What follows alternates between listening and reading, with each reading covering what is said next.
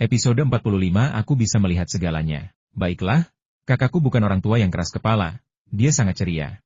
Saat itu, Xia Sue tiba-tiba tertawa, kakakku sangat kuat dan menguasai Wing Chun. Jangan ganggu aku lagi, atau dia akan menghajarmu. An Xiuxian kembali menggenggam tangan Xia Sue dan berkata dengan lembut, Xiao Sue, bagaimana mungkin aku tega menindasmu? Aku bahkan tidak sanggup menyakitimu. Aku akan melindungimu demi kakakmu di masa depan. Kalau ada yang menindasmu, aku akan menghajarnya habis-habisan. Di luar pintu, seorang pelayan datang membawa gerobak makanan. Melihat Xia Feng berdiri di depan pintu, ia berkata, Tuan, silakan masuk. Xia Feng minggir dan berkata, Maaf, aku hampir mengambil jalan yang salah. Pelayan memasuki ruang pribadi, dan Xia Feng bersembunyi di dekat pintu dan terus menonton. Pelayan membawakan hidangan dan membuka sebotol anggur merah. Ketika pelayan meninggalkan ruangan pribadi itu, ia melihat Xia Feng masih berdiri di dekat pintu dan bertanya dengan rasa ingin tahu. Tuan, apakah Anda belum menemukan tempat? Apakah Anda butuh bantuan saya? Xia Feng berkata, Tidak, lanjutkan saja urusanmu. Tidak masuk akal, gumam pelayan itu pelan, lalu mendorong gerobak makanan itu. Xia Feng lalu mengalihkan pandangannya ke ruang pribadi. Pada saat ini, An Xiujun tiba-tiba menunjuk ke belakang Xia Sue dan berkata, Xiao Sue, lihat apa itu? Xia Sue tanpa sadar berbalik untuk melihat.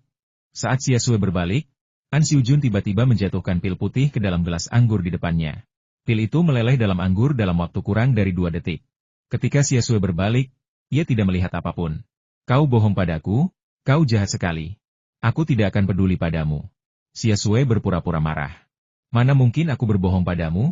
Aku sebenarnya ingin memberimu kejutan.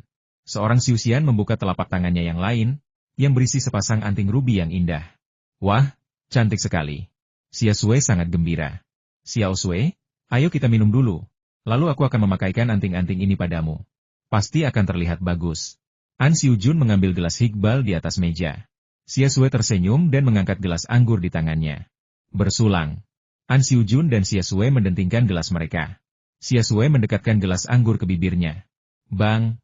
Pintu kamar pribadi itu ditendang terbuka, dan Xia Feng melangkah masuk. Kakak! Xia Sue terkejut dan wajahnya memucat. Saudaramu?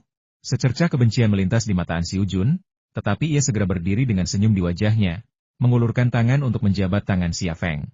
Tuan Xia, saya sudah lama ingin bertemu dengan Anda. Saya pacar Xia Sue, dan nama saya. Sebelum An Xiujun dapat menyelesaikan kata-katanya, Xia Feng yang berdiri di depannya tiba-tiba menampar wajah An Xiujun. Jepret. Suara yang nyaring sekali. An Xiujun langsung terhuyung setelah dipukul Xia Feng. Ia menutupi wajahnya dan bertanya dengan kaget sekaligus marah. Apa yang kau lakukan? Kakak. Xia Sue akhirnya tersadar dan dia juga merasa gembira. Namun, tamparan di wajah tidak cukup untuk meredakan amarah Xia Feng.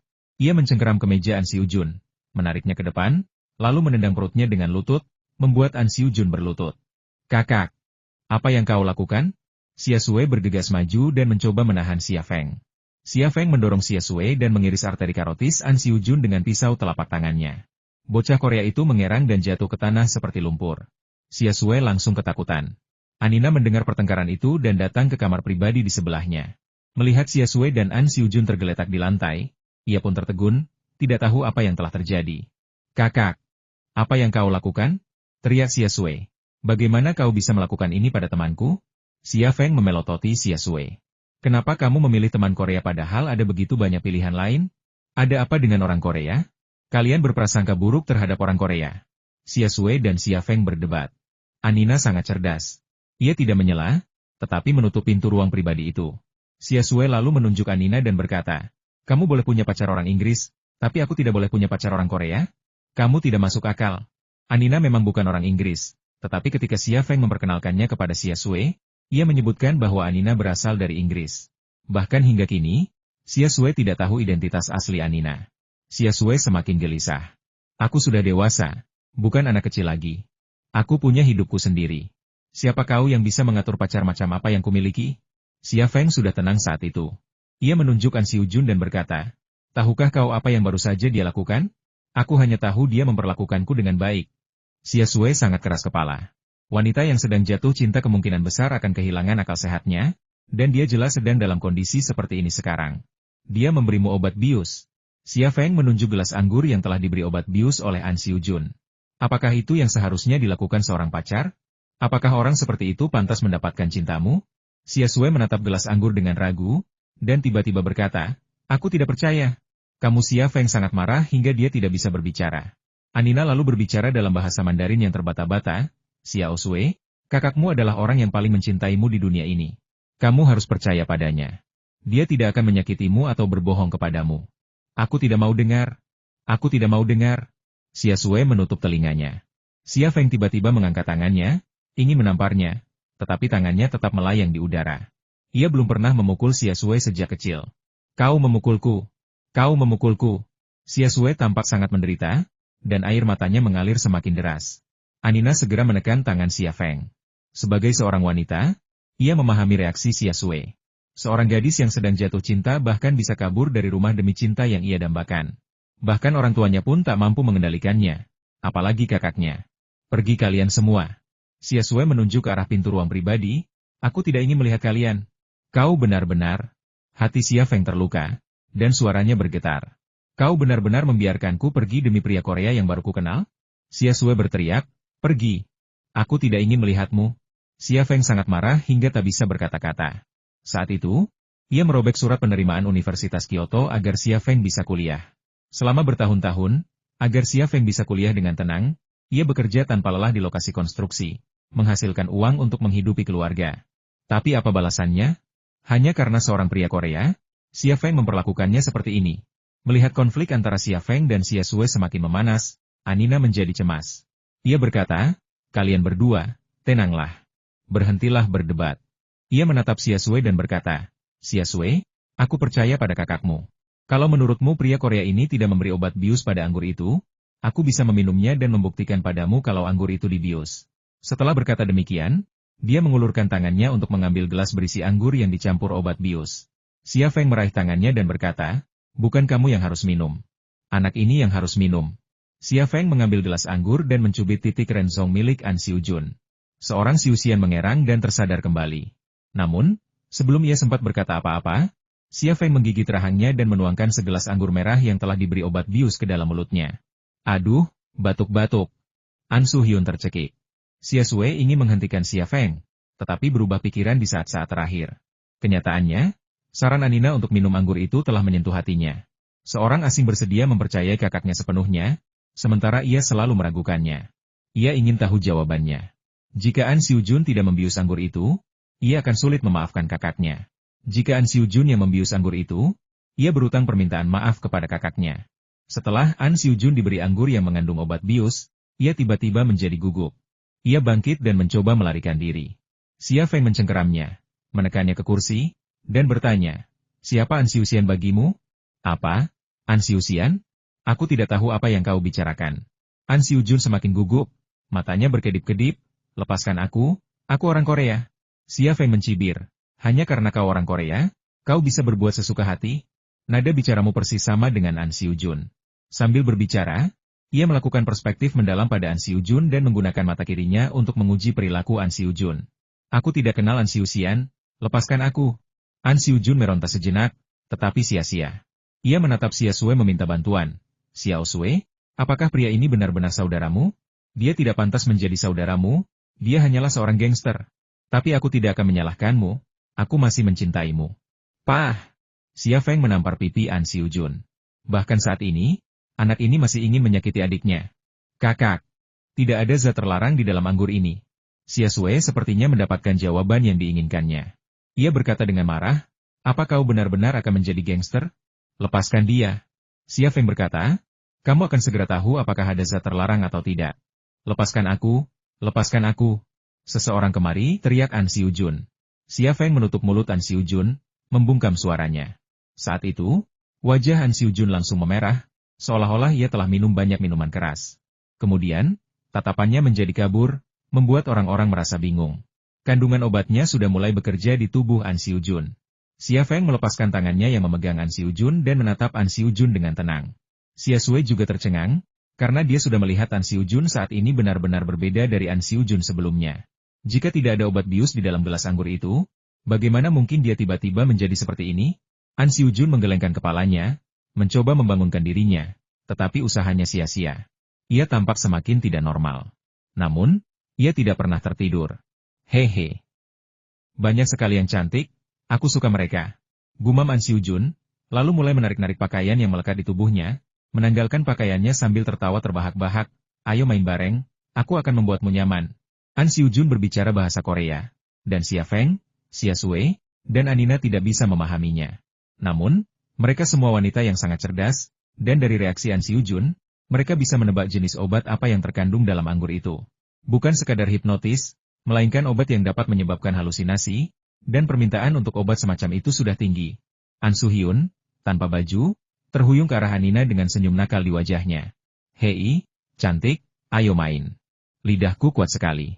Anina tidak mengerti, tetapi dia tahu apa yang dikatakannya pasti tidak baik, jadi dia menendang An Siu Jun di antara kedua kakinya. An Siu Jun jatuh ke tanah, tetapi ia tampak tidak merasakan sakit. Ia bangkit lagi dan berjalan ke arah Xia Sui. Gadis bodoh, sepupuku mengajakku bermain denganmu. Aku akan mempermainkanmu sampai mati. Dasar pembohong. Xia Sui mengerti segalanya. Ia begitu malu dan marah hingga menampar wajah An Siu Jun. Namun, ia tidak puas. Tangannya seperti cakar kucing yang menancap di wajah An Siu Jun. An Siu Jun lambat bereaksi dan sama sekali tidak bisa menghindar. Wajah tampannya seketika menjadi seperti terak, penuh cakaran kuku.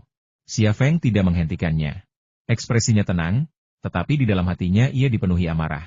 Ia selalu curiga bahwa An Siu Jun ini ada hubungannya dengan An Siu Xian, dan kata-kata An Siu Jun telah membuktikannya. Pria ini memang anggota keluargaan, dan telah dikirim oleh An Siu Jun untuk mencelakai Xia Sui. An Siu Jun, kau benar-benar mencari kematian. Sebuah suara dingin terdengar di hati Xia Feng, dan tatapannya sangat dingin.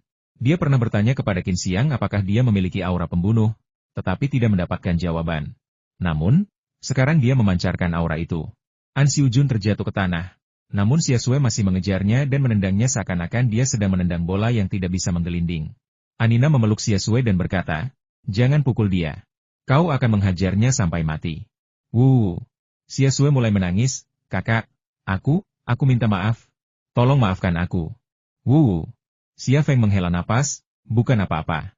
Aku saudaramu. Kalau aku tidak memaafkanmu, bolehkah aku terus marah padamu selamanya? Kakak. Xia Sui melemparkan dirinya ke pelukan Xia Feng dan menangis terseduh-seduh. Pintu ruang pribadi tiba-tiba terbuka, dan seorang pelayan muncul di pintu. Ia mengamati situasi di dalam dan bertanya dengan heran, apa yang terjadi? An Siu Jun bangkit dan terhuyung-huyung menuju pintu kamar pribadi, sambil berkata dalam bahasa Mandarin, anak laki-laki tampan, ayo bermain. Pelayan itu segera minggir dan menatap An Siu Jun dengan ngeri. Sambil berjalan, An Siu Jun melepas ikat pinggang dan celananya. Akhirnya, ia menanggalkan pakaian terakhirnya dan berjalan ke lobi bebek Panggangkuan dengan bokong telanjang. Aula tiba-tiba dipenuhi suara jeritan perempuan dan teriakan serta umpatan laki-laki, menciptakan kekacauan. Namun, An Siu Jun tidak menunjukkan reaksi apapun terhadap suara itu. Ia tersenyum dan menerkam perempuan manapun yang dilihatnya. Tentu saja, ia dihajar. Xia Sui melihat pemandangan ini, dan wajahnya memucat. Ia tak bisa membayangkan apa yang akan terjadi seandainya Xia Feng tidak muncul. Dan seandainya ia meminum anggur yang diberi obat bius oleh An Siu Jun. Jika apa yang terjadi pada An Siu Jun terjadi padanya, ia mungkin sudah melompat dari gedung. Xia Feng diam-diam memikirkan sebuah pertanyaan dalam hatinya, yaitu, apa yang akan dia hadapi jika dia tidak membawa Anina ke Kuanderwas untuk makan malam? Dia bahkan tidak berani memikirkan jawaban pertanyaan ini. Anina, bawa Xia Sui kembali ke pabrik militer, kata Xia Feng. Mau kemana? Anina menatap Xia Feng dengan cemas. Ada sesuatu yang harus kuurus, kata Xia Feng. Baiklah kalau begitu, aku akan membawa Xia Sui kembali. Anina tidak bertanya lagi. Saudaraku, aku. Xia Sui ragu untuk berbicara, hatinya dipenuhi penyesalan dan rasa bersalah. Xia Feng menepuk-nepuk bagian belakang kepalanya, dengan senyum di wajahnya, gadis bodoh, aku baik-baik saja, kembalilah bersama Xia Mei. Ya. Xia Sui mengangguk patuh. Anina membawa Xia Sui keluar. Xia Feng tiba-tiba menghentikannya, tunggu sebentar. Xiao Sui, bukankah aku sudah meminta Lu Sheng untuk melindungimu? Kenapa dia tidak ada di sisimu?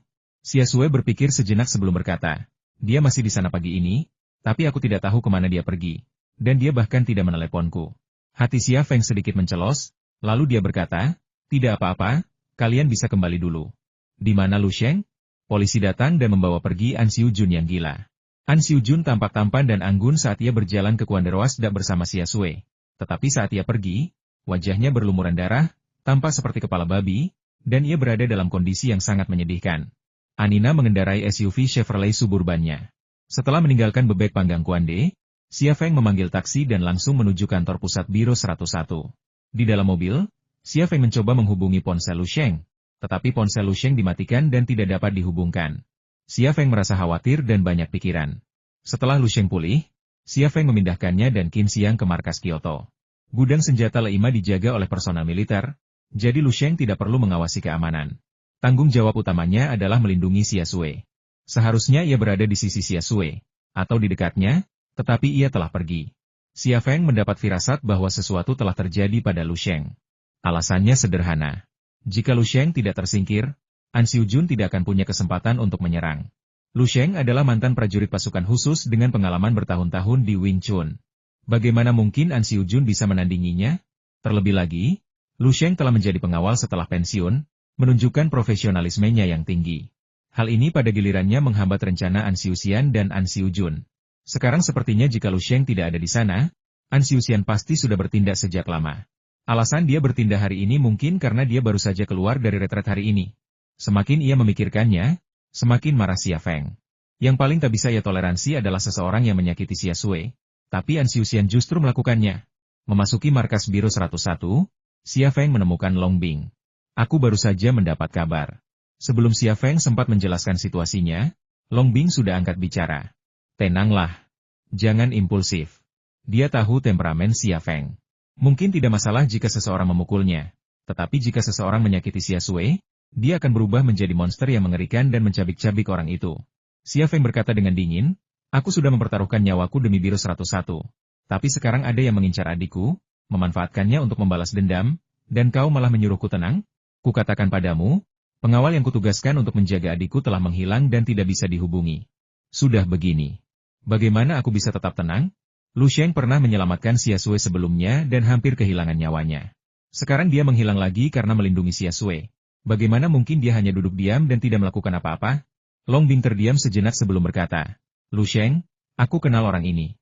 Awalnya kita punya seseorang yang diam-diam melindungi Xia Sui, tapi kau menugaskan Lu Sheng untuk melindungi Xia Sui secara khusus. Para petinggi kemudian membatalkan perlindungan untuk Xia Sui karena mereka telah mengevaluasi kemampuan Lu Sheng dan merasa dia sepenuhnya mampu untuk tugas itu. Xia Feng mengerutkan kening, kalian benar-benar berusaha menabung sebanyak mungkin. Baiklah, aku tahu kamu tidak senang, tapi kamu harus mengerti kesulitannya. Lagi pula, sumber daya manusia terbatas. Long Bing berkata kurasa Lu Sheng harus memberitahumu bahwa adikmu sedang menjalin hubungan. Dengan begitu, hal seperti ini tidak akan terjadi, kata Long Bing. Xia Sui sangat berkemauan keras dan mandiri. Aku sudah menganalisis bahwa dia pasti diam-diam berkencan dengan An Xiu Jun. Lu Sheng mungkin tahu tentang itu, tetapi kakakku mungkin juga akan mencegahnya memberitahuku. Aku tidak menyalahkan Lu Sheng atas masalah ini. Aku mengenal kakakku sendiri dengan baik, kata Xia Feng. Long Bing mengangkat bahu. Katakan padaku, apa yang kau inginkan? Ya, aku juga tidak bersikap tidak masuk akal. Aku mengerti. Xia Feng berkata, tujuanku datang ke sini sederhana. An Xiu Jun telah ditangkap, dan aku ingin menginterogasinya secara langsung. Aku butuh izin. Baiklah. Long Bing tidak langsung setuju, aku perlu bertanya pada Tuan Si. Pintu kantor tiba-tiba terbuka, dan Si Boren muncul di sana. Apa yang kau tanyakan? Cepat interogasi dia. Sialan. Beraninya dia menyentuh keluarga Biro 101-ku. Kali ini, kalau aku tidak membunuhnya, aku akan membuatnya menderita.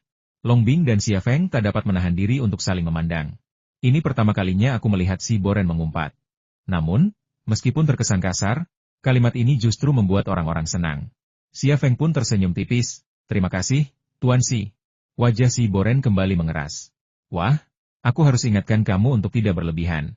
Shenyu Group bukan Thunder Horse Manufacturing, dan An Jinjian bukan pedagang kaki lima. Kamu mengerti maksudku? Kalau kamu mempermalukanku, aku akan membalasmu. Xia Feng akhirnya tersenyum. Terima kasih, Tuan Si. Pergi sana, kau selalu membuat masalah. Si Boren melambaikan tangannya. Xia Feng berkata, Bosi, ini bukan salahku. Jika aku tidak pergi ke Korea untuk mencuri pedang Attila, apakah aku akan menjadi musuhan Xiu Xian? Si Boren melotot ke arah Xia Feng, tetapi tidak dapat menemukan kata-kata untuk membantahnya.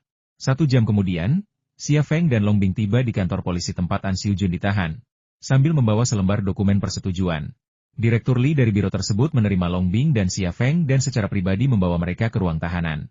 An Xiu Jun telah sadar kembali dan sedang duduk di bangku di ruang tahanan. Melihat Xia Feng muncul, ia tiba-tiba menjadi gelisah dan bergegas ke jeruji besi, berteriak padanya, "Brengsek! Aku menuntutmu." Xia Feng mengabaikan teriakan An Xiu Jun. Kepala Li mengerutkan kening dan berkata, "Orang ini sangat arogan. Dia berulang kali mengatakan bahwa dia orang Korea dan ingin bertemu dengan seseorang dari konsulat dan pengacaranya. Petugas kami mengambil pernyataannya, tetapi dia berbicara dalam bahasa Korea. Kami menyewa penerjemah bahasa Korea, tetapi orang ini sebenarnya berbicara dalam bahasa Inggris." An Xiu Jun menunjuk Direktur Li dan berkata, "Aku tidak mau repot-repot memarahiku. Xia Feng ini penjahat. Dia melukaiku. Tangkap dia segera." Direktur Li tersenyum getir dan berkata, "Lihat, sikapnya memang begitu. Sangat sulit untuk menghadapinya. Aku tidak tahu bagaimana menangani masalah ini sekarang setelah aku pergi." Long Bing berkata, "Direktur Li, serahkan saja dia kepada kami. Ini dokumen persetujuannya." Ia menyerahkan dokumen persetujuan itu kepada Direktur Li. Direktur Li melihat dokumen persetujuan dan tampak lega.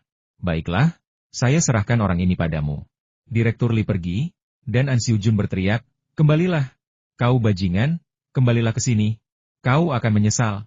"Diam," kata Long Bing, lalu membuka pintu ruang tahanan dengan kunci. "Cantik, berapa penghasilanmu setahun? Aku akan memberimu 2 kali lipat gaji tahunanmu jika kau tidur denganku semalam." An Xiu Jun menatap Long Bing yang seksi dan menggairahkan itu dan berkata dengan nada cabul. Begitu dia selesai berbicara, punggung kaki kanan Long Bing menghantam keras di antara kedua kakinya. An Xiu Jun menutupi tubuh bagian bawahnya dan berlutut di tanah. Xia Feng sedikit mengernyit, merasa seolah tendangan itu tepat mengenai dirinya. Ia juga berpikir An Xiu Jun benar-benar bodoh, berani memprovokasi Long Bing di saat seperti ini. "Singkirkan tanganmu," kata Long Bing dingin. An Xiu Jun tidak menaati perintah itu dan membuka mulutnya, siap untuk mengutuk. Long Bing tiba-tiba melancarkan tendangan keras lagi ke tangan An Xiu Jun, yang masih terjepit di antara kedua kakinya.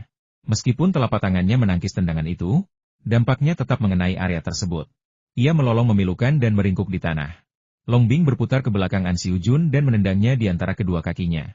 An Xiu Jun menjerit seperti babi yang disembelih dan hampir pingsan karena kesakitan. "Singkirkan tanganmu," kata Long Bing dengan tenang, "kalau kau melepaskan tanganmu, aku hanya akan menendangmu sekali. Kalau tidak, aku akan terus menendangmu." Dia ingin sekali menendang tempat itu dan tidak membiarkan siapapun menghalanginya. Long Bing begitu mendominasi dan arogan. Air mata An Xiu Jun menggenang di pelupuk matanya, dan ia dipenuhi duka dan amarah. Namun, ketika melihat wajah dingin Long Bing, ia akhirnya melepaskan tangannya. Long Bing menendangnya. An Xiu Jun mengeluarkan teriakan pembantaian babi lainnya. Xia Feng mulai ragu apakah tempat An Xiu Jun masih bisa digunakan secara normal. Long Bing menjambak rambut An Xiu Jun dan menariknya dari tanah, lalu berkata dengan dingin, "Biar ku jelaskan situasinya padamu. Kalau kau bersikap tidak hormat lagi padaku, aku akan membuatmu jongkok untuk buang air kecil seumur hidupmu." Tidak ada sedikit pun darah yang tertinggal di wajah An Xiu Jun. "Berlututlah!" teriak Long Bing. An Xiu Jun tiba-tiba menggigil dan jatuh berlutut di tanah. Long Bing melirik Xia Feng dan berkata, "Dia milikmu sekarang. Kamu bisa mulai sekarang." Xia Feng mengangguk, mengangkat kursi, dan duduk di hadapan An Jinjian, menatapnya. "Aku hanya akan menanyakan beberapa pertanyaan sederhana. Apakah kau bersedia menjawabnya?" An Xiu Jun menatap Xia Feng dengan dingin, tidak setuju maupun tidak setuju. Long Bing menampar bagian belakang kepala An Xiu Jun, "Bicara." Aku bersedia." An Xiu Jun sudah takut dengan hinaan Long Bing. Xia Feng berkata, "Bagus sekali. Kalau begitu, izinkan saya bertanya pertanyaan pertama. Kapan kamu mulai menghubungi adikku?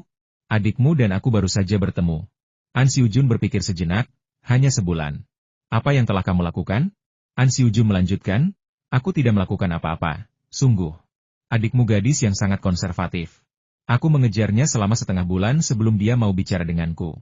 20 hari kemudian, akhirnya aku berkesempatan memegang tangannya beberapa kali. Jika dia gadis biasa, dirayu oleh pria tampan Korea seperti An Xiu Jun mungkin akan berakhir di ranjang setelah 20 jam. Jelas, Xia Sue bukan tipe orang yang mudah tertipu oleh penampilan dan rayuan. Ini karena pendidikan kayak Xia Feng.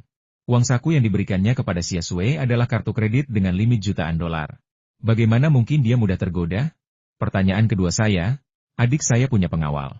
Bagaimana Anda bisa dekat dengannya?" An Xiu Jun berkata, "Aku pindahan dari Korea Selatan dan sekelas dengan Xia Sue. Kami sekelas, teman sekelas berinteraksi satu sama lain. Pengawalmu tidak mencurigaiku. Lagi pula, adikmu sangat konservatif dan berhati-hati. Aku tidak punya peluang. Akhirnya ia berhasil, Dan butuh 20 hari baginya untuk memenangkan hati Xia Sui dan menggenggam tangannya. Tahukah Anda? Seorang pria yang bisa menggenggam tangan Xia Sui berarti ia telah diakui olehnya dan dianggap sebagai pacarnya. Aku akan menanyakan 2 pertanyaan terakhir.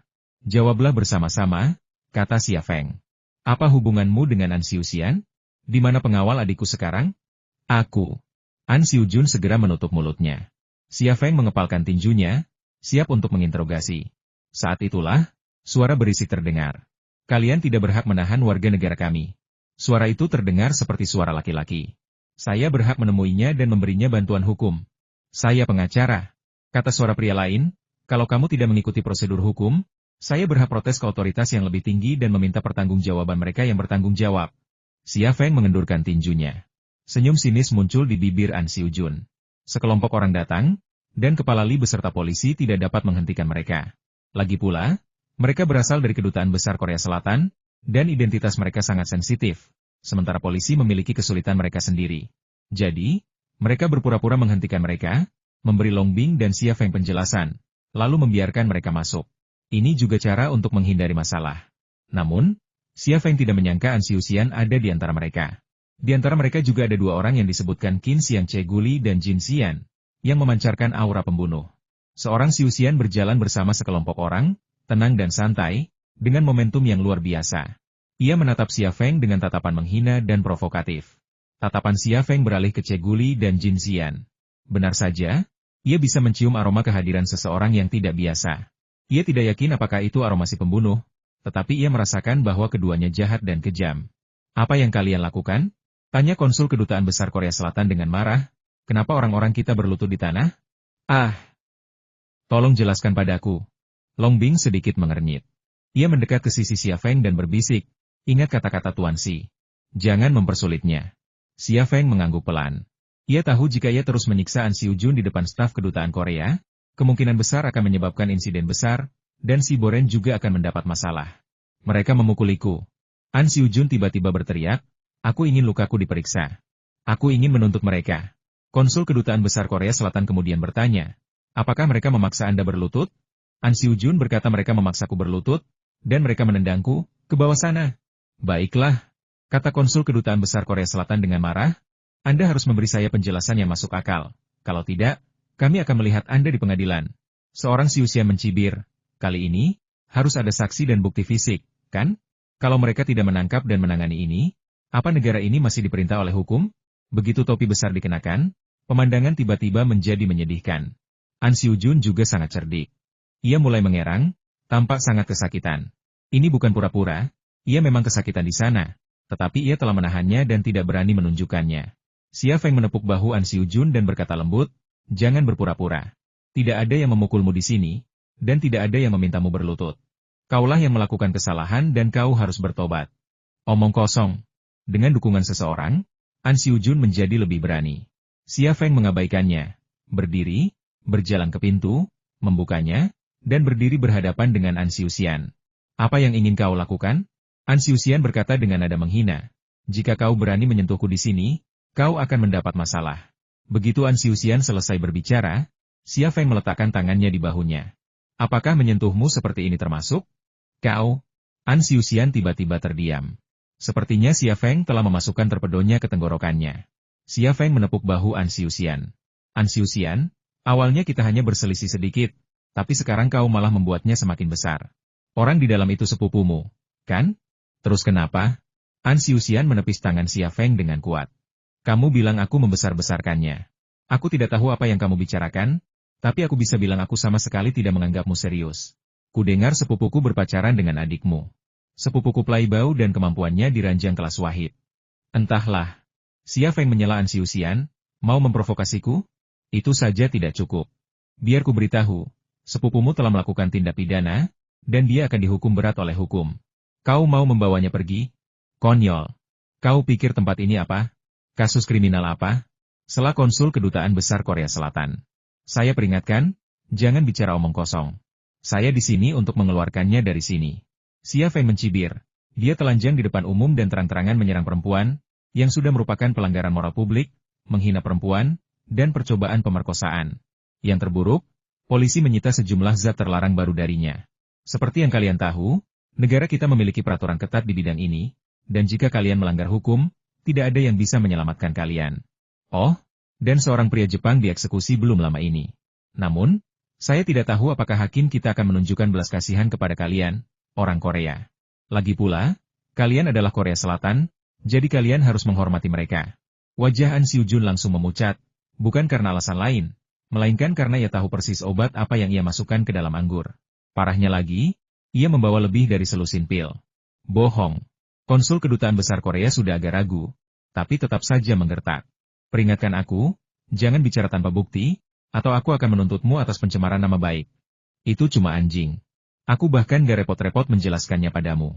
Xia Feng berkata dengan tenang, kamu boleh terus bertingkah seperti anjing di sini. Tapi kamu harus pikirkan baik-baik konsekuensinya. Kalau polisi mencurigai kamu terlibat dengan zat terlarang baru ini, nasibmu tidak akan lebih baik. Saya. Tidak ada kata kedua, dan Konsul Kedutaan Besar Korea Selatan menutup mulutnya dengan hati-hati. Orang-orang ini semua ada di sana untuk menyelamatkan seseorang. Dan mereka semua tertarik memanfaatkan posisi An Su-hyun sebagai ketua muda grup domain ilahi, berharap mendapatkan keuntungan dan membangun fondasi untuk hubungan di masa depan. Dalam situasi ini, mereka bersedia membantu jika tidak ada risiko. Tetapi jika ada risiko, tidak ada yang mau membantu. Seorang Siusian ragu sejenak, lalu berkata dengan tajam, ayo pergi. Kakak, tolong aku. An Siu-jun bangkit dari tanah dan bergegas ke pintu. Long Bing menendang punggung An Siu-jun dan menjatuhkannya ke tanah. Ia dipukuli di depan Konsul Kedutaan Besar Korea dan An Siu-sian, belum lagi setelah orang-orang itu pergi. Baru pada saat itulah An Siu-jun merasa takut dan menyesali perbuatannya. Secercah kebencian terpancar di mata An Siu-sian, tetapi wajahnya tetap tenang. Siu-jun, jangan khawatir, kami akan mengeluarkanmu. Kau akan tinggal di sini selama beberapa hari. Jaga mulutmu dan jangan bicara omong kosong.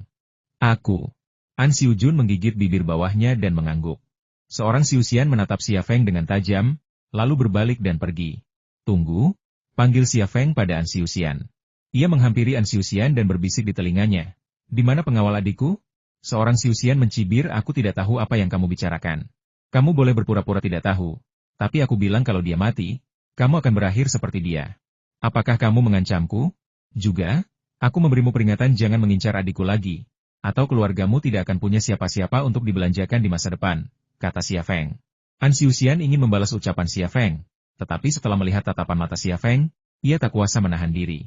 Entah kenapa, rasa dingin menjalar di tulang punggungnya. Pada akhirnya, An Su-hyun mendengus dingin dan pergi bersama anak buahnya. Sebelum pergi, Che Guli dan Jin Xian menatap Xia Feng dalam-dalam hampir pada saat yang bersamaan. Ini tampaknya menjadi suatu sinyal, dan Xia Feng juga punya firasat bahwa hilangnya Lu Sheng kemungkinan besar ada hubungannya dengan kedua orang ini. Xia Feng kembali ke ruang tahanan. Kau menanganinya dengan benar, kata Long Bing. Tadi, ketika An Siu-sian memprovokasimu, kukira kau akan menyerang, tapi ternyata kau menahannya. Xia Feng tersenyum getir. Aku benar-benar ingin menghajarnya, tapi karena ini nyawa Lu Sheng, aku bisa menahannya meskipun sangat menyakitkan. Kamu baru saja berbicara dengan An Siu-sian. Long Bing tidak mengatakannya dengan jelas. Xia Feng tahu apa yang ingin dikatakannya, dan dia mengangguk. Senyum tersungging di bibir Long Bing. Kalau begitu aku akan segera bersiap. Kamu masih punya beberapa menit. Xia Feng mengangguk dan memperhatikan Long Bing pergi. Tadi, ketika ia mendekati An Siu-sian untuk berbicara, ia diam-diam telah memasukkan alat pelacak mikro ke dalam saku An Siu-sian. Sesuatu seukuran sebutir beras akan sulit dideteksi. Ini adalah kedua kalinya ia menggunakan metode ini, dan dengan keterampilan mencuri yang ia pelajari dari Qin Xiang, mencuri saja sudah mudah, apalagi menyimpan sesuatu. Setelah Long Bing pergi, Xia Feng menatap An Siu-jun. Suaranya berubah dingin. Kau masih sangat muda. Jika kau dihukum 10 atau 20 tahun, hidupmu akan berakhir. Aku memberimu kesempatan. Katakan padaku, di mana pengawal adikku sekarang? An Siu-jun menghindari tatapan Xia Feng dan tidak berbicara. Xia Feng berkata, mungkin dia akan dijatuhi hukuman mati. Jangan menakut-nakuti aku. Aku tidak akan tertipu. Kata An Siu-jun dengan angkuh, aku pergi dari sini. Pamanku bisa membuatmu melepaskanku hanya dengan satu kata. Xia Feng mencibir, baiklah kalau begitu. Nanti aku akan meminta seseorang memberimu obat lagi, cukup untuk membuatmu tertembak. Aku ingin melihat seberapa kuat pamanmu dan apakah dia bisa mengeluarkanmu dari sini.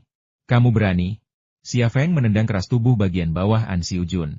An Siu-jun jatuh ke tanah lagi, seperti udang yang meringkuk. Aku memberimu satu kesempatan terakhir. Katakan padaku, di mana pengawal adikku sekarang? Aku tidak tahu, tolong berhenti menendangku di sana. tidak akan berhasil jika kau menendangku lagi. An Xiuju meratap, dengan ingus dan air mata mengalir di wajahnya. Bersihkan pantatmu. Teman satu selmu akan sangat menyayangimu jika kau, pemuda tampan sepertimu, masuk penjara. Setelah mengatakan ini, Xia Feng berbalik dan meninggalkan ruang tahanan. An Xiujun masih merintih dan meratap di tanah. Kata-kata terakhir Xia Feng terngiang di telinganya bagai kutukan, membuat anusnya menegang. Ketika mereka meninggalkan kantor polisi, mobil Longbing sudah menunggu di pinggir jalan. Sebuah terminal elektronik seukuran bungkus rokok terpampang di dashboard, menampilkan jalanan Kyoto. Sebuah titik merah bergerak di sepanjang jalan.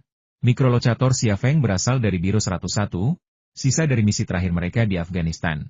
Longbing akan mudah mendapatkan sinyal lokasi tersebut. Longbing menyalakan mobil dan mengejarnya.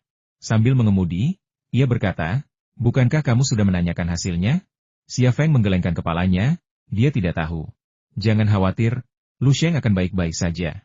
Longbing menghiburnya, "Ini Tiongkok. Kurasa An Xiuxian tidak punya nyali." Xia Feng mendesah pelan, "Aku harap begitu. Ngomong-ngomong, biar aku ceritakan sesuatu." "Ada apa?" "Saya mendengar ada masalah dengan kelompok ahli." Jantung Xia Feng berdebar kencang. "Apakah kau sedang membicarakan kelompok ahli tempat Ning Jing bergabung?" "Ya, kelompok ahli itu." "Apa masalahnya?" "Saya belum tahu. Saya hanya mendengar sedikit rumor." Entah mengapa, pikiran Xia Feng tiba-tiba muncul kembali dengan gambaran mayat wanita yang luar biasa cantik, Putri Yong Mei, Zhu Xuanyue. Mobil itu melaju kencang di jalan, tetapi selalu menjaga jarak 2 kilometer dari titik merah yang mewakili An Su-hyun. An Su-hyun berpisah dari staf konsulat dan membawa Chaguri dan Kim Jeon ke sebuah hotel milik orang Korea bernama Hotel Gangnam. Distrik Gangnam di Seoul merupakan sumber kebanggaan bagi orang Korea, dan hotel ini, dengan investasi dari Divine Domain Group, dianggap sebagai basis utama keluarga An Jinjian di Kyoto, Tiongkok. Sebagian besar usaha bisnis Divine Domain Group di Tiongkok dinegosiasikan di sini. Longbing memarkir mobilnya di pinggir jalan di seberang Hotel Jiangnan. Ia memandang Hotel Jiangnan yang berlantai puluhan melalui jendela mobil dan berkata, "Kurasa Lu Sheng tidak mungkin ada di hotel ini." "Mengapa?" "Hotel ini sering dikunjungi orang, jadi tidak mudah untuk menyembunyikan orang. Kalau Lu Sheng berisik, mungkin tamu hotel akan mendengarnya. Kalau aku melakukan ini, aku pasti tidak akan menyembunyikan Lu Sheng di hotel," kata Longbing. Xia Feng berpikir sejenak, bagaimana jika itu ruang bawah tanah? Ruang bawah tanah? Itu mungkin. Bisakah kamu mendapatkan cetak biru hotel ini? Tentu saja. Pemadam kebakaran di daerah ini punya gambar struktur semua bangunan. Tunggu sebentar, saya akan menelepon. Longbing mengeluarkan ponselnya dan menelepon. Beberapa menit kemudian, Longbing menerima sebuah dokumen di ponselnya. Dokumen itu berisi gambar struktur Hotel Jiangnan yang dikirim oleh pemadam kebakaran di daerah ini. Xia Feng mendekatkan wajahnya ke pipi Longbing, mengamati cetak biru Hotel Jiangnan bersamanya. Wajah mereka hampir bersentuhan. Anehnya, Longbing tidak tampak jijik, melainkan hanya mengamati cetak biru itu dalam diam. Kenyataannya, Xia Feng hanya butuh 1 atau 2 detik untuk membaca satu cetak biru, dan ia tak akan melupakan satu detail pun. Mengingat ingatan Longbing, ia selalu menunggu Longbing beralih ke cetak biru berikutnya. Sambil menunggu, tatapannya beralih ke garis leher Longbing, di mana kulitnya menjulang tinggi, seputih salju dan transparan, dengan belahan dada yang menawan. Meskipun hanya sekilas pandang, Xia Feng tetap merasa bersalah. Ada apa denganku? Aku malah melihat area dada seseorang di jam segini. Butuh waktu hampir 5 menit bagi Longbing untuk selesai membaca gambar-gambar itu. Lalu dia bertanya, "Apakah kamu sudah selesai?" Xia Feng berkata, "Saya sudah selesai membacanya." "Apakah kamu sudah cukup melihat?" Xia Feng tertegun sejenak. "Apa maksudmu? Apakah area dadaku terlihat bagus?" "Xia Feng, kalau kau menatapku lagi, aku akan mencungkil bola matamu." Longbing menyimpan ponselnya dan menatap tajam Xia Feng.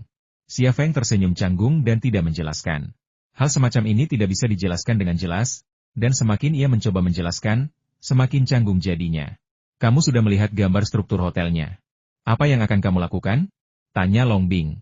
Xia Feng memandang keluar jendela, ke langit yang hampir gelap. "Tunggu sebentar lagi. Ayo masuk dan lihat-lihat nanti kalau sudah gelap. Katakan padaku, apa yang akan kau lakukan jika Lu Sheng meninggal?" Longbing menatap Xia Feng. Xia Feng tersenyum getir.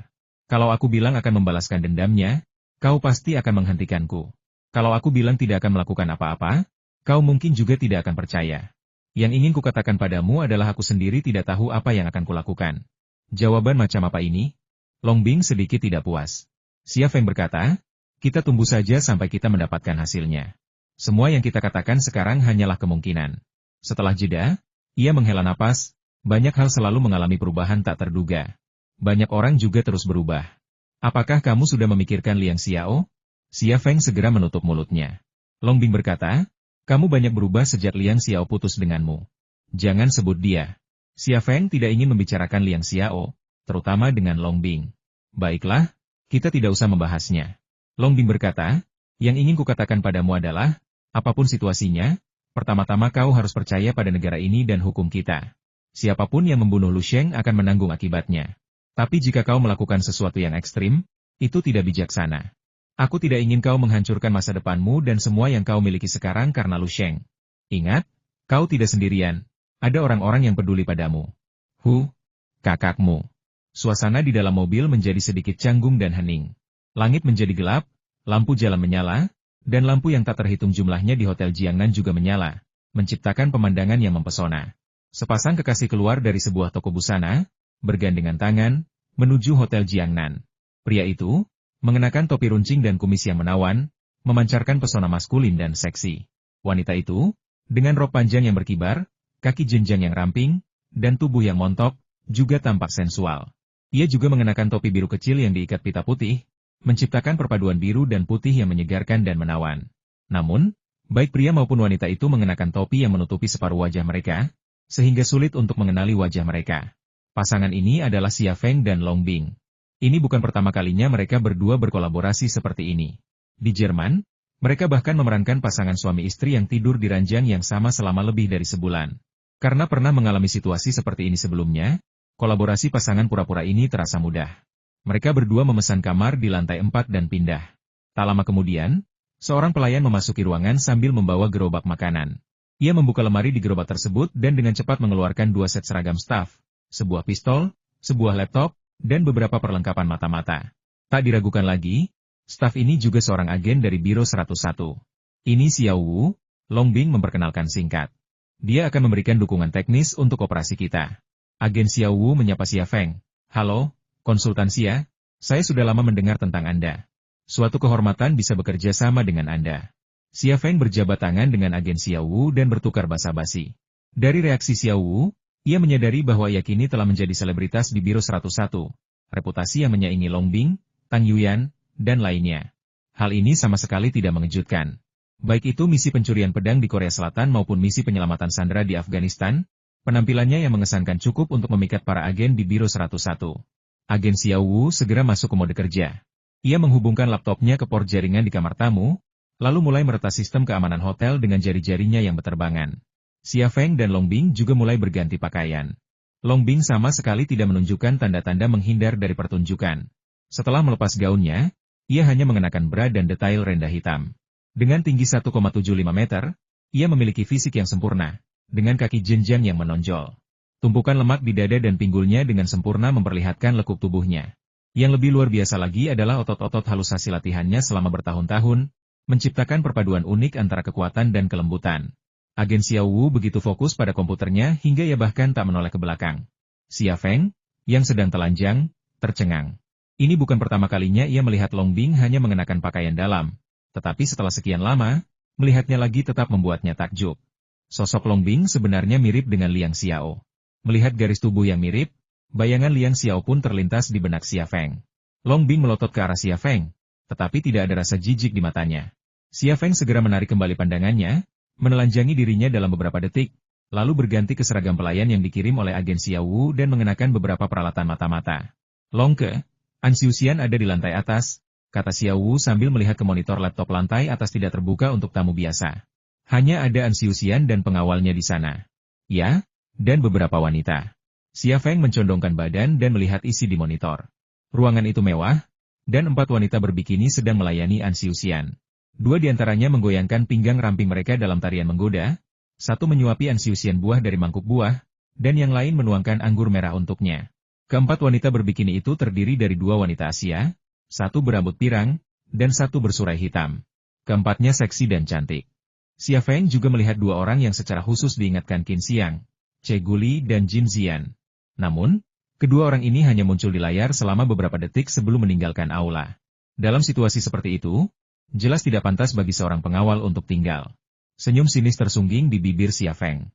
Kau benar-benar tahu cara menikmati dirimu sendiri. Xiao Wu, simpan video ini dan berikan padaku nanti. Agen Xiao Wu tersenyum dan berkata, tidak masalah, Konsultan Xia. Long Bing melengkungkan bibirnya dan berkata, membosankan, saatnya pergi. Xia Feng mengikuti Long Bing keluar. Ia meminta agen Xiao Wu untuk menunjukkan video kenikmatan An Xiuxian, tentu saja bukan untuk kesenangannya sendiri. Video seperti ini akan memiliki banyak kegunaan baginya. Ia bisa menunjukkannya di jamuan makan mewah, atau ketika An Xiuxian dengan arogan mengejar Shen Tutianyin. Bahkan jika kita tidak menemukan Lu Sheng malam ini tetap akan menjadi keuntungan besar. Xia Feng dan Long Bing naik lift karyawan ke area kerja di lantai dasar. Dengan dukungan teknis agen Xiao Wu, keduanya berhasil menghindari petugas keamanan hotel dan staf lainnya serta mencapai pintu masuk ruang bawah tanah dengan lancar. Pintu masuk ruang bawah tanah adalah pintu elektronik yang membutuhkan kata sandi dan ID. Namun, dalam hitungan detik, pintu elektronik yang tertutup rapat itu terbuka secara otomatis. Suara agen Xiao Wu terdengar dari penerima kecil yang terpasang di telinganya. Masuk! Kamera pengawas tidak berguna. Xia Feng dan Long Bing memasuki lorong di belakang pintu elektronik. Ada kamera pengawas yang terpasang di lorong itu. Kalau bukan karena metode Xiao Wu, mereka berdua pasti akan kesulitan menyelinap masuk. Ada lift di ujung lorong. Seperti dugaan, pintu lift terbuka otomatis begitu mereka berdua berjalan ke sana. Suara Xiao Wu terdengar lagi dari penerima mikro, tidak ada pengawasan di sana. Aku tidak bisa melihat apa yang terjadi di ruang bawah tanah. Hati-hati. Long Bing berkata kepada komunikator mini di kerahnya, oke. Terus awasi An Xiuxian dan anak buahnya. Mengerti. Suara agen Xiao Wu. Lift berhenti, pintu terbuka, dan Xia Feng serta Long Bing melangkah keluar. Mereka melihat ruang bawah tanah yang luas, kira-kira beberapa ratus meter persegi. Namun, ini bukan tempat penyimpanan barang, melainkan tempat dengan dekorasi yang indah dan mewah. Kemudian, tatapan Xia Feng dan Long Bing bertemu di tengah ruang bawah tanah, tempat sebuah ring tinju berdiri. Lu Sheng ada di sana, terikat di tiang, tubuhnya yang telanjang dipenuhi bekas cambukan yang mengerikan. Seorang pria jangkung dan gemuk tertidur di kursi di samping ring tinju. Ketika Xia Feng dan Long Bing masuk, ia tiba-tiba membuka mata dan berteriak marah dalam bahasa Korea. Siapa kalian? Bagaimana kalian bisa masuk? Xia Feng dan Long Bing tidak mengatakan apa-apa dan berjalan ke arahnya dengan cepat. Sialan, dasar bajingan. Pria gemuk itu mengambil palu dari tanah dan melangkah ke arah Xia Feng dan Long Bing. Wajahnya penuh daging dan ia tampak mengancam. Sambil memegang palu itu, ia sama sekali tidak menganggap serius Xia Feng dan Long Bing. Pada saat ini, Lu Sheng juga membuka matanya dan berkata, ayo pergi. Akan tetapi, suara Lu Sheng sangat lemah dan tenggelam oleh raungan pria gemuk itu dalam sekejap mata. Pria gemuk itu mengayunkan palu ke kepala Xia Feng. Ini adalah serangan yang fatal, tanpa ruang untuk bermanuver. Xia Feng bahkan tidak berusaha menghindar. Ia mengulurkan tangan dan meraih pergelangan tangan pria gemuk itu, lalu menerjang maju dengan lengan berbulu pria gemuk itu. Ia tersandung dan langsung melempar pria gemuk itu ke tanah. Palunya pun jatuh ke tanah. Shiji, kau bajingan. Suara pria gemuk itu, ini adalah kutukan dalam bahasa Mandarin bajingan, pergilah ke neraka. Begitu dia selesai berbicara, Long Bing mengangkat kakinya pelan-pelan, dan palu itu melayang ke tangannya. Kemudian, palu itu membuat lengkungan halus di kulitnya yang lembut dan menghantam kaki pria gemuk itu dengan keras. Saat itu juga, mulut pria gemuk itu terbuka lebar hingga mampu menelan kepalan tangan. Alisnya berkerut hampir sebatas rambut. Bahkan tendangan ke area pribadi seorang pria saja sudah sangat menyakitkan, apalagi pukulan palu sekeras itu.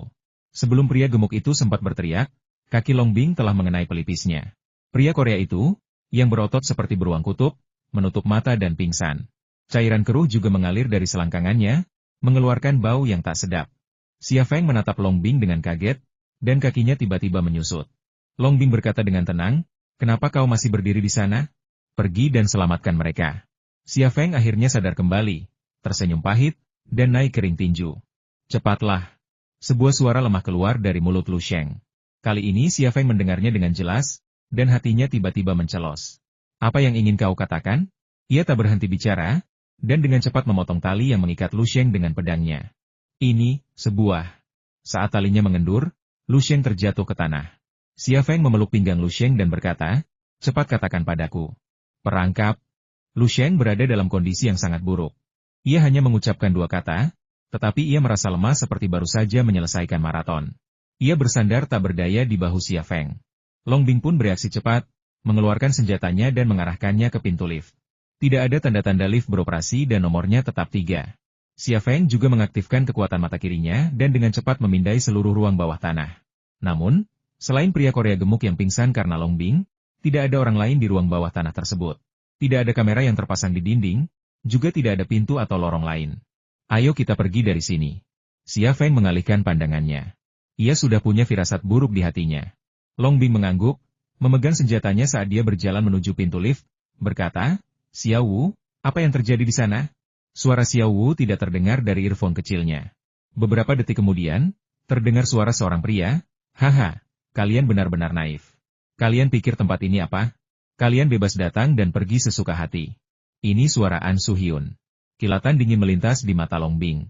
"An Xiuxian, kau cukup berani. Ini Tiongkok. Kau harus berpikir jernih tentang konsekuensi dari melakukan ini. Jangan coba-coba menakutiku dengan itu. Aku, An Xiuxian, tidak akan tertipu." An Xiuxian mencibir, "Ini wilayahku. Nasibmu ada di tanganku. Xia Feng, aku pernah bilang suatu hari nanti kau akan berlutut di hadapanku dan meminta maaf. Hari itu telah tiba." Xia Feng berkata, "Baiklah, aku bisa berlutut dan meminta maaf padamu. Kamu di mana? Aku akan segera berlutut dan meminta maaf padamu, atau kamu bisa turun." "Hehehe. Kamu masih mau naik? Kamu nggak bisa naik." Suara An Su-hyun. Longbing berjalan cepat ke pintu masuk lift dan mengulurkan tangan untuk menekan tombol pembuka pintu. Tetapi pintu lift tidak merespons sama sekali. Lift ini adalah satu-satunya jalan menuju ke bawah, dan jika tidak bisa menyala, Xia Feng dan Longbing akan terjebak di sini. Situasi ini bahkan lebih buruk bagi Lu Sheng, karena ia sangat membutuhkan perawatan. Longbing menendang pintu lift dengan keras, dan terdengar suara dentuman keras, tetapi pintu lift tetap utuh dan tidak terbuka. Xia Feng membaringkan Lu Sheng di lantai dan menendang pintu lift. Kali ini, pintunya penyok ke dalam. Setelah mendobrak pintu lift dan membuka jendela perawatan di bagian atas, keduanya bisa naik ke poros lift. Strategi inilah yang dipikirkan Longbing dan Xia Feng secara bersamaan, tanpa perlu dibahas. Tendangan itu berhasil, dan Xia Feng mundur beberapa langkah, lalu tiba-tiba berlari ke depan dan menabrak pintu lift seperti bola meriam. Ledakan, Longbing mengeluarkan ponselnya, siap meminta bantuan. Namun, setelah melihat ponselnya, hatinya hancur berkeping-keping. Tidak ada sinyal sama sekali. Percuma saja. Suara Xiuxian terdengar, "Aku tahu apa yang ingin kau lakukan. Kukatakan padamu, aku sudah menyiapkannya untukmu." Cek. Kepulan asap putih tiba-tiba mengepul dari ventilasi ruang bawah tanah. Asap keluar dari ventilasi dan dengan cepat menyebar ke seluruh ruang bawah tanah. Itu jelas bukan uap. Xia Feng dan Longbing segera mencium bau obat yang menyengat. Gas anestesi. Longbing menjadi gugup. Di ruang tertutup ini, jika mereka dibius oleh gas anestesi, dia dan Xia Feng akan seperti ikan di talenan An Xiuxian. "Xia Feng, ambillah janji temu itu. Kau akan tahu nasibmu nanti." Hahaha. An Xiuxian tertawa sangat gembira. Bang, bang, bang. Longbing menembak pintu lift. Beberapa lubang muncul di pintu lift, tetapi ini tidak dapat mengubah situasi yang sangat buruk di depan mereka. Gas anestesi itu makin mendekat, dan bahkan sebelum sempat bersentuhan dengan orang tersebut, gas itu sudah mulai meredam reaksi mereka. Orang pertama yang pingsan tentu saja Lu Sheng, yang sangat lemah. Bau gas anestesi menusuknya dan ia pun pingsan. Xia Feng juga gugup, bahkan ketakutan. Ini tak terelakkan. Namun, tepat ketika otaknya mulai melambat, tiba-tiba terasa panas yang tak dapat dijelaskan, seperti sengatan listrik. Kemudian, otaknya memasuki kondisi yang tak terpahami dan aneh. Kata-kata sulit untuk menggambarkan keadaan yang tiba-tiba ini. Otaknya bagaikan instrumen yang luar biasa presisi. Pikirannya bergerak dengan kecepatan yang luar biasa. Dalam sedetik, pikiran terbaik orang normal hanya mampu mengingat satu kalimat pendek, sepenggal peristiwa, atau wajah seseorang. Namun, di detik yang sama, ia seakan mengingat setiap detail bulan lalu, setiap aspek, setiap inci. Tanpa pikir panjang, sebuah strategi muncul di benaknya. Tubuhnya pun bereaksi bersamaan. Ia menanggalkan pakaiannya, merobek mikrokomunikator yang terpasang di pakaiannya, membuangnya, lalu melemparkan pakaiannya ke tanah. Ia membuka resleting pakaiannya dan menyiramnya dengan air. "Kau?" Longbing menatap Xia Feng dengan takjub. Meskipun hanya punggungnya, ia masih bisa melihat aliran air sebening kristal di antara kedua kakinya. Ia tahu apa yang dilakukan Xia Feng tanpa perlu menebak-nebak. Xia Feng tidak menoleh ke belakang. "Cepat, lakukan." Wajah Longbing memerah. Dia tidak bisa melakukan hal seperti membasahi pakaiannya dengan air kencing. Xia Feng berkata dengan cemas, "Tidak ada waktu. Cepatlah." Longbing tahu bahwa ini akan meringankan efek gas anestesi. Tetapi ketika dia membuang mikrokomunikator, melemparkan pakaiannya ke tanah, dan hendak menurunkan celananya, dia menyela dirinya sendiri. Kau tuangkan air ke atasnya." Seharusnya kau memberitahuku lebih awal kalau itu sudah hilang. Xia Feng sudah merapatkan resleting celananya. Pada saat ini, Long Bing ingin membenturkan kepalanya ke dinding. Xia Feng berbalik dan menatapnya, mendesaknya, cepat. Kau mau mati di sini? Apa yang perlu dipermalukan? Apa ada yang lebih penting daripada nyawamu? Long Bing menggertakkan giginya, tiba-tiba berbalik, menarik ikat pinggang seragam pelayannya, berjongkok di tanah, dan menuangkan air ke pakaian di tanah. Ia panik dan cemas, tidak menyadari bahwa hal yang paling tepat untuk dilakukan adalah meminta Xia Feng untuk berbalik, bukan dirinya. Akibatnya, ia tidak bisa melihat Xia Feng, melainkan menghadapinya dengan bulan putih yang terang benderang. SSSTTT. Batas antara hidup dan mati, bulan yang bulat dan putih, suara gemericik air, semua faktor tersebut bercampur jadi satu. Alangkah kacaunya. Beberapa detik kemudian, Long Bing tiba-tiba teringat sesuatu, berbalik, dan berteriak. Xia Feng segera mengalihkan pandangannya, memunguti pakaian-pakaian yang berserakan di tanah, lalu menutupi mulut dan hidungnya. Kemudian, ia berbalik dan berpura-pura tidak melihat apapun. Aku akan menyelesaikan masalah ini denganmu setelah kita keluar, kata Long Bing sambil menggertakkan giginya. Ia berdiri, menarik celananya, dan menutup mulut serta hidungnya dengan pakaian yang basah kuyup karena pesing. Meski itu milik mereka sendiri, baunya tetap saja membuat mereka mengerutkan kening. Gas anestesi dengan cepat mengalir dan melingkupi mereka berdua. Gas anestesi putih mengaburkan pandangannya, dan Long Bing tidak bisa melihat Xia Feng. Ia mencoba bergerak menuju pintu lift, tetapi menabrak lengan Xia Feng. Kemudian, ia merasa malu dan kesal karena Xia Feng bereaksi seperti itu, dan reaksinya sangat kuat. Sialan, aku membiarkanmu berpikir liar. Long Bing meninjunya. Xia Feng meraih pergelangan tangannya dan berkata, jangan bicara. Kemudian, ia menarik tangannya dan berjalan menuju pintu lift. Kabut masih berputar-putar, tetapi sama sekali tidak memengaruhi penglihatannya. Mustahil bagi Long Bing untuk memberinya pelajaran di lingkungan seperti ini. Keduanya tiba di pintu lift dan menunggu dengan tenang hingga pintunya terbuka. Saat itu, suara Ansiusian terdengar dari earphone kecilnya. Xia Feng, kenapa diam saja? Bukankah kau sangat sombong? Aku akan memberimu kesempatan untuk memarahiku. Xia Feng tetap diam, tahu Ansiusian sedang mencoba memastikan situasi dirinya dan Long Bing melalui percakapan. Jika ia bicara, ia akan ketahuan. Namun, sekalipun ia bicara, Ansiusian tidak akan bisa mendengarnya karena ia sudah lama membuang mikrokomunikatornya, sehingga Ansiusian tidak bisa mendengar apapun yang terjadi antara dirinya dan Long Bing. Meskipun kita rival, aku ingin bilang aku mengagumimu. Kau cerdas dan cakap. Tapi itu percuma, karena kau sedang menghadapiku, Ansiusian. Suara Ansiusian diwarnai tawa. Jadi, kau ingin tahu apa yang akan terjadi padamu? Gudong. Long Bing di sampingnya tiba-tiba jatuh ke tanah. Ada apa denganmu? Xia Feng buru-buru berjongkok untuk memeriksanya. Mata Long Bing terpejam rapat, dadanya sedikit naik turun. Ia tidak bereaksi sama sekali, dan tamparan Xia Feng di wajahnya tidak membangunkannya. Xia Feng menyentuh pakaian yang jatuh ke tanah. Pakaian itu masih lembab, dan baunya sangat menyengat. Penemuan ini membuatnya bingung. Mereka juga menggunakan pakaian yang basah kuyup untuk mengatasi gas anestesi, tetapi ia tidak merasakan anestesi sama sekali, sementara Xia Feng pingsan. Long Bing dalam kondisi kesehatan yang sangat baik, memiliki daya tahan tubuh yang kuat, dan telah menerima pelatihan sistematis. Dari perspektif ini, kemampuannya untuk menahan gas anestesi seharusnya setara dengannya. Apa yang sedang terjadi? Xia Feng tiba-tiba teringat kejadian di mana otaknya tiba-tiba memanas. Mungkinkah itu ada hubungannya dengan itu? Suara Xiuxian terdengar lagi di earphone kecilnya. Xia Feng, bicaralah. An Su-hyun masih menguji, yang menunjukkan betapa berhati-hati dan liciknya dia. Xia Feng mengabaikannya. Ia mengguncang bahu Long Bing lagi, tetapi Long Bing masih tidak merespons. Ia pun menyerah. Suara An Su-hyun, biar kukatakan padamu, orang Amerika sangat tertarik padamu.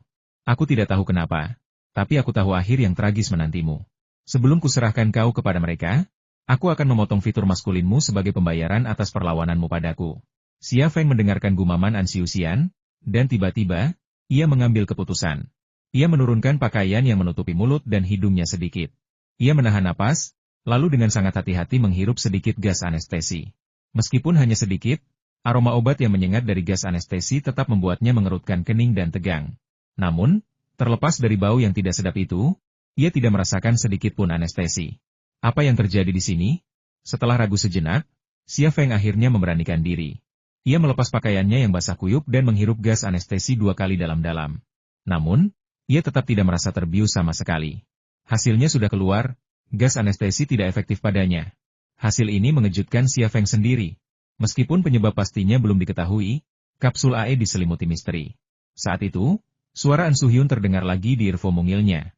Tetapi kali ini bercampur dengan suara bising di sekitarnya, dan ia berbicara dalam bahasa Korea.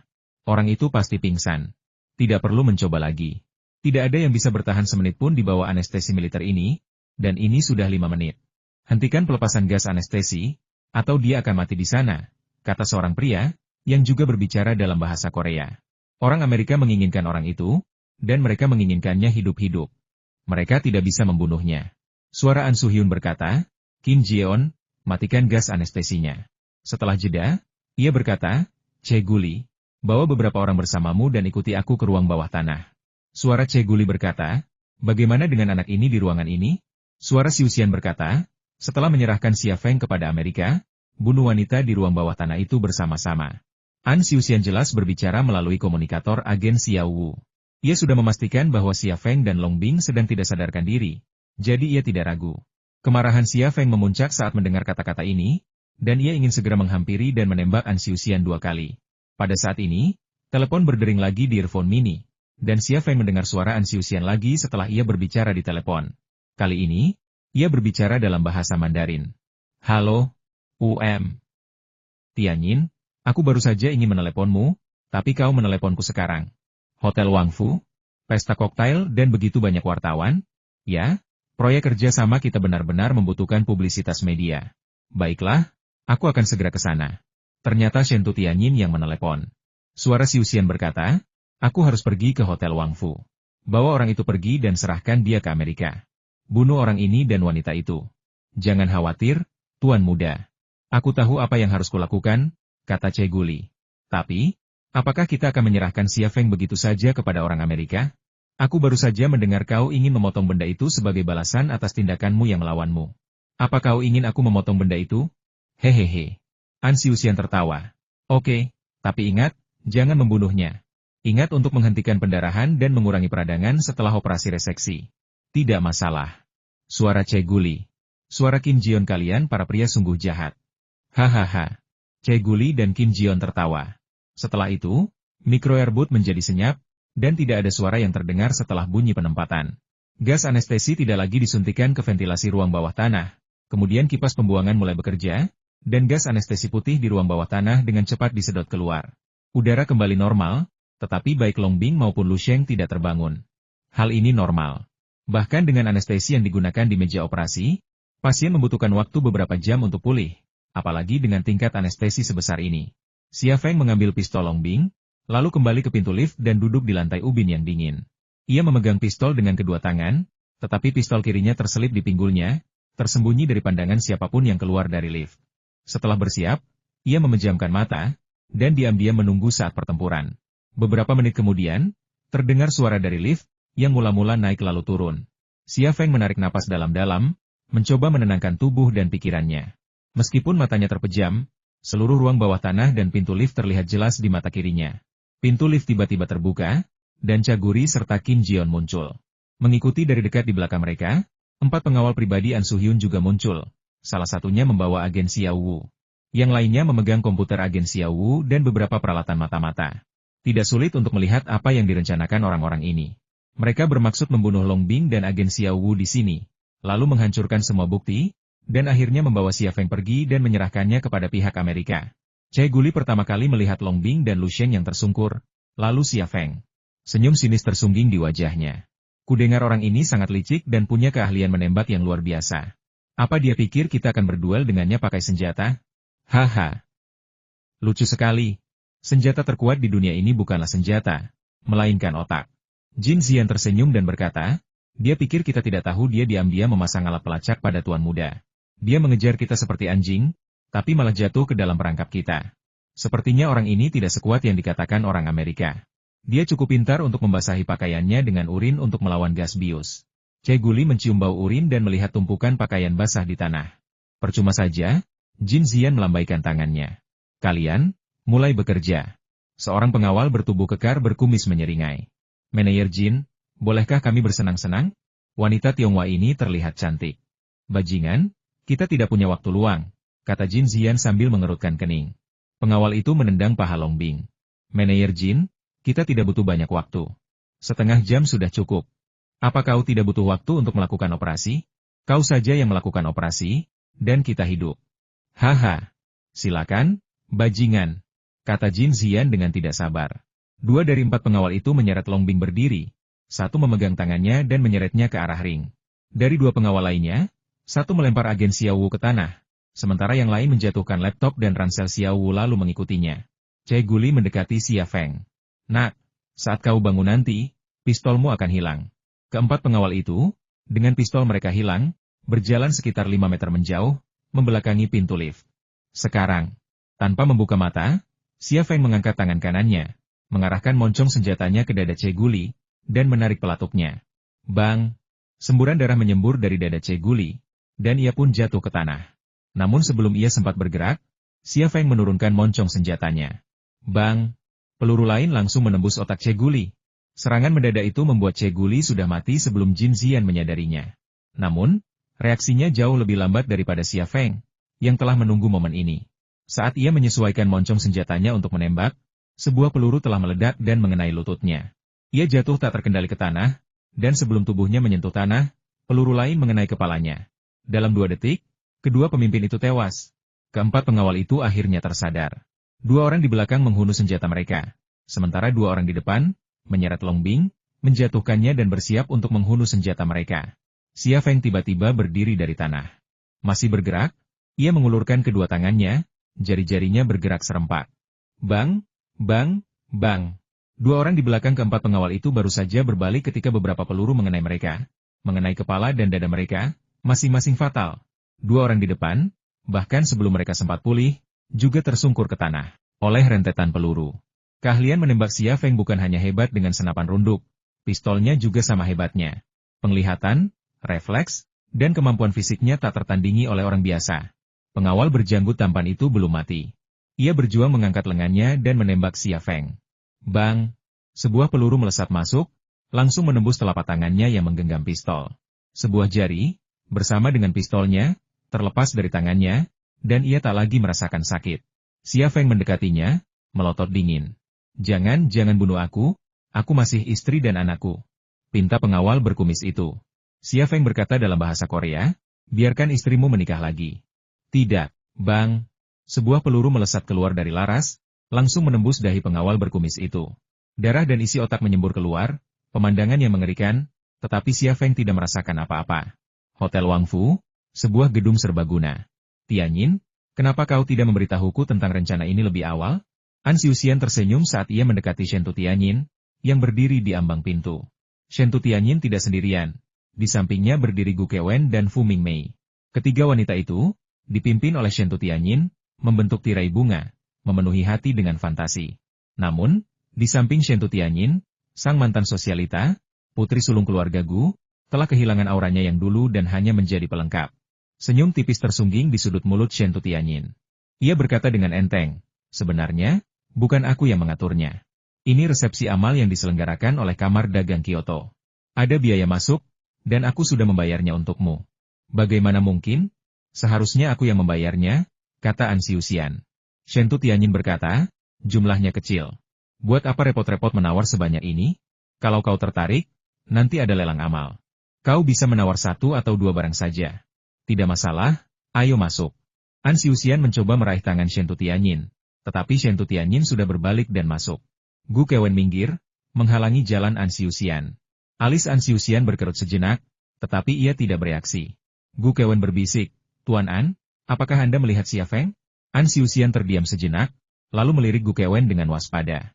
Kurasa kau bertanya pada orang yang salah. Aku tidak melihatnya, dan aku tidak ingin mendengar namanya. Gu Kewen tersenyum cerah. Tuan An, tidak apa-apa. Saya hanya bertanya sambil lalu.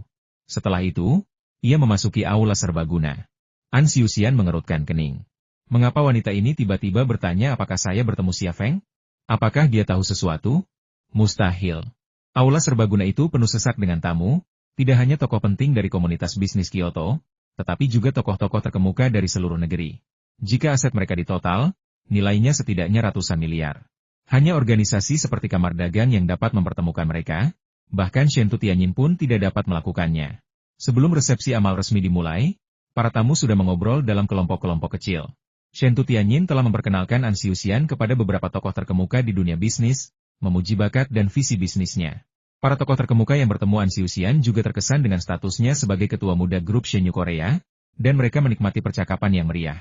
An Xiuxian sangat gembira. Untuk pertama kalinya, ia merasa seperti pacar Shen Tutianyin. Tak lama kemudian, sekelompok wartawan berkumpul, mewawancarai Shen Tutianyin dan An Xiuxian tentang proyek ponsel Wanxiang Group dan Shenyu Group. Shen Tutianyin telah merencanakan ini sejak awal. Ia mahir memanfaatkan pengaruh media untuk membangun momentum. Melihat Shen Tutianyin dan An Xiuxian tersenyum dan dengan tenang menghadapi kerumunan wartawan, Fu Mingmei mengerutkan kening dan bergumam, apa yang dilakukan Xia Feng itu? Dia sangat mengecewakan. Terakhir kali, kupikir dia akan bersama Tianyin. Lagi pula, mereka hampir berciuman, tetapi dia menghilang lagi. Sayangnya, dia benar-benar kasus yang tak ada harapan. Gu Kewen perlahan mendekati Fu Mingmei dan berkata dengan tenang, Tianyin dan An Xiuxian adalah pasangan yang sempurna. Berbakat dan cantik, mereka benar-benar serasi. Mereka pasangan yang sempurna, jodoh di surga. Fu Mingmei memutar matanya. Kurasa kau mengatakan hal yang sama tentang Tianyin dan saudaramu dulu. Gu Kewen memang percaya dan mengatakannya, tetapi sekarang Gu Kewu masih di penjara. Hal ini tentu ironis bagi Gu Kewen, tetapi ia tidak menunjukkan rasa tidak senang. Ia tersenyum. Kakakku gagal. Pemenang mengambil segalanya, dan tak ada yang perlu dikomentari tentang itu. Pria selalu menginginkan wanita terbaik dan kekuasaan tertinggi di dunia. Kakakku bertarung habis-habisan dengan Xia Feng, tetapi bukankah Han Xiuxian ini masih memanfaatkannya? Fu Mingmei menatap Gu Kewen dengan tatapan aneh. Kau telah banyak berubah. Gu Kewen mendesah pelan. Manusia berubah. Resepsi amal dimulai, dan para pemimpin kamar dagang Kyoto memberikan pidato. Tema resepsi amal adalah cinta, kepedulian, dan dedikasi. Lelang tersebut bukan untuk anggur berkualitas, melainkan untuk karya seni yang disumbangkan oleh para seniman. Hasil lelang akan disumbangkan untuk membantu mahasiswa miskin dan anak-anak terlantar di daerah pegunungan. Setelah pidato para pemimpin kamar dagang, musik latar mulai diputar. Sebuah monitor LCD besar di dinding utama mulai memutar film dokumenter yang mendokumentasikan kondisi kehidupan mahasiswa miskin dan anak-anak terlantar di daerah pegunungan. Temanya bagus, dan resepsi amalnya juga bagus. Tetapi hanya sedikit miliarder yang hadir menunjukkan kepedulian terhadap mahasiswa miskin dan anak-anak terlantar di pegunungan. Kebanyakan orang hampir tidak menonton film dokumenter di monitor, tidak terpengaruh oleh musik latar yang panas. Mereka membahas bisnis, golf, dan beberapa bahkan berburu wanita cantik. An Xiuxian adalah salah satunya. Ia tidak tertarik pada mahasiswa atau anak-anak, yang ia pedulikan hanyalah Shen Tutianyin. Malam ini, An Xiuxian tak diragukan lagi sedang dalam suasana hati terbaiknya. Xia Feng berada di tangannya. Jika ia menyerahkan Xia Feng kepada CIA, janji CIA untuk mendukung pencalonan ayahnya dalam pemilihan Presiden Korea Selatan berikutnya akan terpenuhi, dan ayahnya, An Jinjian, kemungkinan besar akan menjadi Presiden Korea Selatan berikutnya.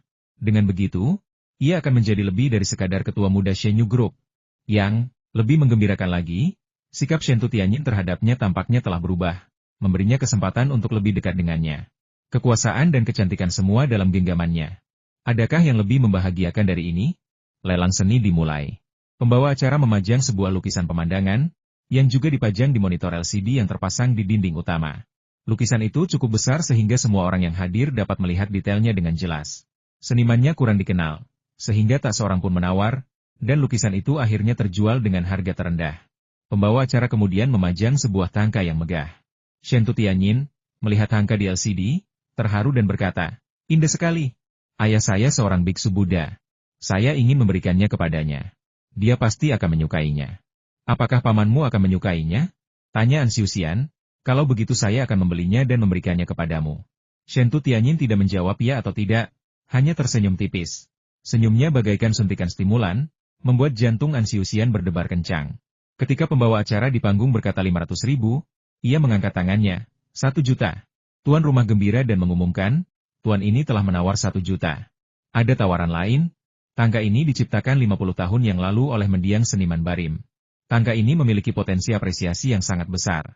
1 juta, 100.000. Seseorang mengangkat papan namanya. Oke, tuan itu menawar 1.100.000. Ada tawaran lagi? 1.100.000 sekali. Tuan rumah itu berpengalaman dan ahli. An Suhyun mengerutkan kening, melirik pria yang memegang plakat, lalu mengangkat plakatnya untuk kedua kalinya. 2 juta. Metode penawaran yang hampir biadab ini langsung membuat penawar itu mengurungkan niatnya, dan berhenti menawar lagi. Meskipun tangka itu berharga, dan beberapa di antaranya tak ternilai harganya, tangka adalah artefak berusia berabad-abad. Untuk karya berusia 50 tahun seperti ini, nilainya tidak akan lebih dari 1 juta, apalagi 2 juta. Tuan rumah itu juga orang yang bijaksana, dan ia berhenti menggunakan bahasa sentimental. Ia berkata langsung, pria ini menawar 2 juta. 2 juta sekali, 2 juta 2 kali. Aku menawar 5 juta. Sebuah suara menggema di aula serbaguna, langsung menarik perhatian semua orang.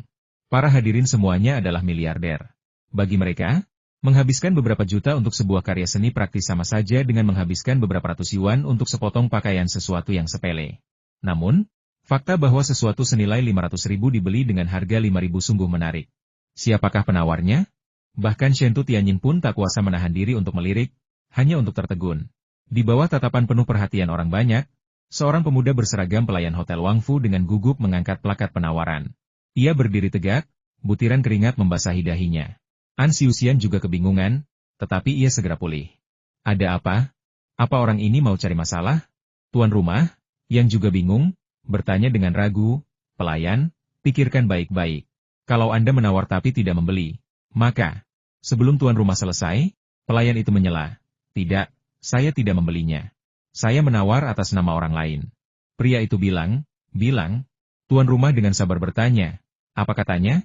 Pelayan itu menggertakkan gigi dan melanjutkan, dia bilang orang Korea punya uang untuk membeli karya seni seberharga itu? Dia juga bilang pria yang menawar 2 juta itu seharusnya. Seharusnya? An Xiuxian dengan marah bertanya, harus apa?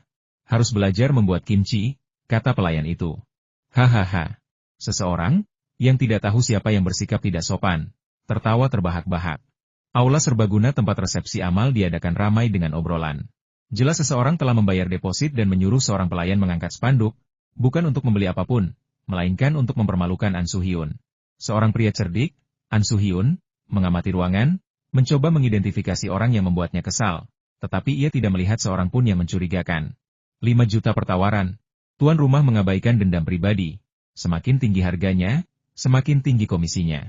An Su-hyun mendengus dingin dan mengangkat papan namanya untuk ketiga kalinya. 6 juta. 10 juta. Pelayan mengangkat papan namanya dan menawar dengan begitu lincah. Semua orang di ruangan itu berdengung. Apakah orang yang tak terlihat itu gila? 11 juta. 15 juta. Pelayan itu tidak terpengaruh. 20 juta. An Su-hyun, yang murka, telah kehilangan akal sehatnya. 2.000. Pelayan itu tiba-tiba berkata, kau menang. Lukisan jelek itu milikmu. An Su-hyun membeku. 20 juta sekali, 2 kali, 20 juta 3 kali. Tuan rumah itu berbicara cepat, bergegas menyelesaikan prosedur. Pelayan itu tidak mengangkat papan namanya, dan ia tidak percaya ada orang bodoh yang mau membayar lebih dari 20 juta untuk sebuah tangka yang hanya bernilai setengah juta. Tepuk tangan meriah di aula serbaguna. Tepuk tangan ini tak diragukan lagi merupakan pujian atas kemurahan hati An Xiuxian. Tetapi bagi An Xiuxian, itu terdengar seperti ironi. Ia menatap pelayan dengan wajah muram, tetapi ia tidak ingat di mana ia pernah melihat orang ini sebelumnya. Shen Tianyin tersenyum dan berkata, Xiuxian, aku tak menyangka kau begitu bersemangat beramal. Kau benar-benar membuatku terkesan. An Xiuxian memaksakan senyum. Asalkan paman suka, berapapun uangnya sepadan, apalagi untuk anak-anak malang itu. Terima kasih, Shen Tianyin tersenyum manis. Saat itu, sebuah gambar tiba-tiba muncul di monitor LCD raksasa di dinding utama. 4 wanita dan 1 pria, pemandangan yang memalukan. Keempat wanita itu 2 Asia, 1 Barat, dan 1 berkulit hitam semuanya sangat cantik, sungguh memukau. Pria itu juga berotot dan tampan, sosok yang mudah ditaklukkan kebanyakan wanita. Meskipun orang-orang di sini semuanya dewasa, kebanyakan dari mereka pernah menonton film semacam itu sebelumnya. Dan terbiasa, kejadian seperti itu di acara amal sungguh tak termaafkan. Yang lebih mengejutkan lagi adalah pria di monitor LCD itu tak lain adalah An Xiuxian, bintang yang baru saja membeli tangka seharga 20 juta. Mata semua orang tertuju pada An Xiuxian.